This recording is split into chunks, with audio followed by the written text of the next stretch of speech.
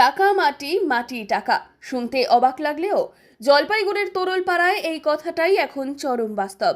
কারণ এখানেই তৈরি হচ্ছে এমন এক মাটি যার 1 কেজির দাম লাখ টাকারও বেশি। কিন্তু কি এমন আছে এই মাটিতে? আসলে আখের রস বের করার পর যে ছিবড়া পড়ে, সেটি ফেলার পর জমে থাকা নিচের স্তরের মাটি হয়ে উঠেছে গবেষকদের গবেষণার মূল উপাদান। রাজ্য সরকারের ফাইটোকেমিক্যাল কমপ্লেক্সে সেই মাটি থেকেই তৈরি হচ্ছে এক জৈব বৃদ্ধিকারক ট্রাইকন্ট্রোনাল। এই ট্রাইকন্ট্রোনাল মাটি গাছে স্প্রে করলে শুধু চা গাছ নয়, ধান, সবজি, এমনকি ফলের গাছেও গতি আসে চমকপ্রদভাবে।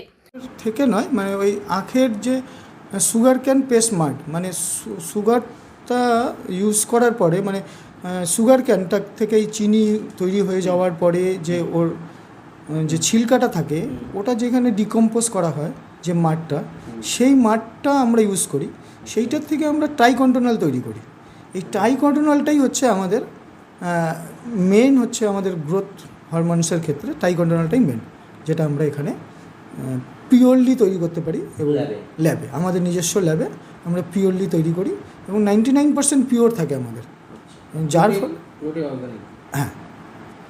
আর কোথাও হয় গাছ বড় হয় দ্রুত, ফলন হয় বেশি। এই জাদু মাটি এখন শুধুই উত্তরবঙ্গে সীমাবদ্ধ নয়, ছড়িয়ে পড়েছে দেশের নানান প্রান্তে, এমনকি আন্তর্জাতিক বাজারেও বেশ সাড়া ফেলেছে। চাষিরা বলছেন এ তো সোনার থেকেও দামি। জলপাইগুড়ির এই গবেষণা কেন্দ্রও দেখিয়ে দিল বিজ্ঞান আর মাটির মেলবন্ধন ঘটলে বদলে যেতে পারে কৃষির ভবিষ্যৎ। করে ট্রাইকন্ট্রোনাল বার করা হয়, যেটা হচ্ছে প্লান্ট গ্রোথ রেগুলেটর, গাছের অনুখাদ্য বলতে পারেন, বা স্টিমুলেটিং হরমোন, যেটার থেকে গাছের গ্রোথ ভালো হবে, ফল ফুল সব কিছু বাড়বে।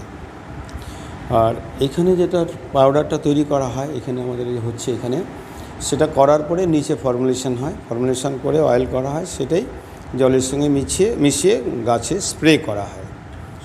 এই হচ্ছে কাজ। এটা 100% ন্যাচারাল, একদম ন্যাচারাল, কিন্তু গাছের থেকেই তৈরি করা, নির্যাস তৈরি করা হচ্ছে, সেখান থেকেই আবার গাছেই অ্যাপ্লাই করা হচ্ছে, সেটা এটা একদম বলতে পারেন একদম পিওর। খুব দাম।